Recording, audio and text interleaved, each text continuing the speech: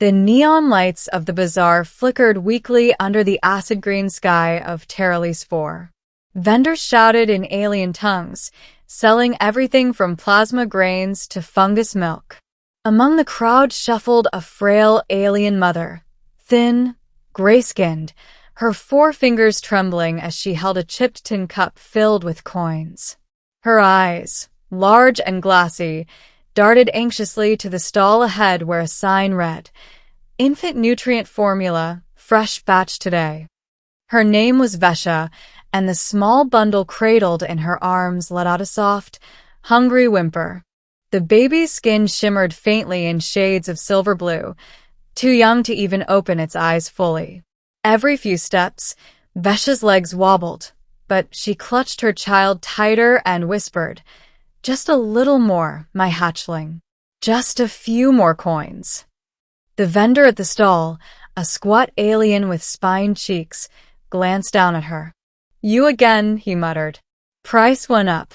5 creds a unit. Vesha's heart sank. 5? It was 3 yesterday. Shipment taxes, the vendor shrugged. Blame the humans for that. She poured the contents of her cup onto the counter. A sad clinking sound followed, 4.5 credits, including a cracked half coin that barely passed inspection. The vendor sneered. "Not enough." "Please," Vesha whispered. "My baby hasn't eaten since dawn." The smaller pack.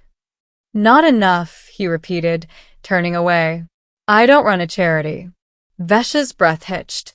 Her throat burned. She tried to plead again, but a new voice interrupted. "Hey," it said, firm yet gentle. "How much is she short?" The vendor turned, and so did she. A human stood there, broad-shouldered, wearing a dusted brown jacket, and carrying a satchel of trade goods. His face was sunburned, eyes weary but kind.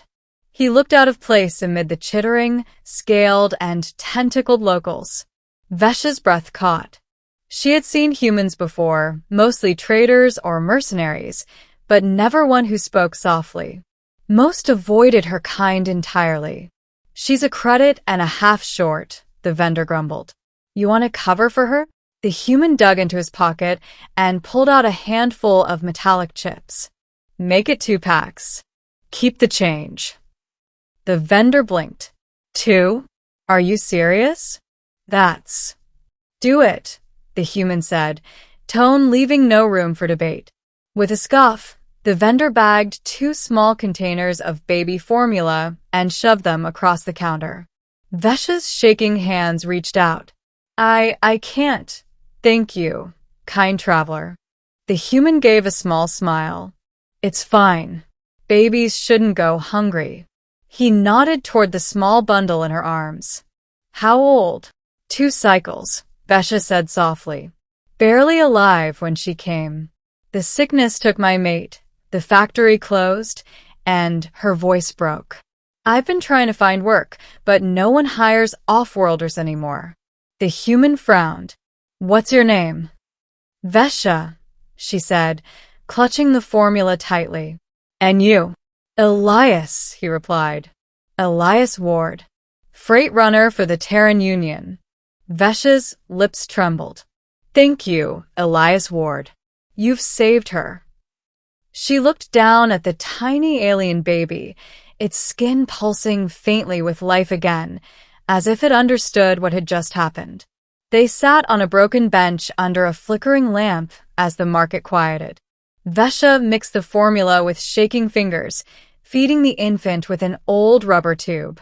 The little one cooed weakly and nestled closer. Elias watched quietly. He'd seen starving children before, on frontier colonies in refugee camps, but something about this one tugged deeper. Maybe it was the way the baby's small hands glowed faintly when it touched its mother's face. Maybe it was the mother's quiet dignity, despite everything. "You live nearby?" he asked. Vesha nodded hesitantly. "In the lower quarters. Abandoned storage deck. It's not much, but it's dry." She looked down. "You shouldn't be seen with me. Some don't like humans helping our kind." Elias smiled faintly. Let them talk.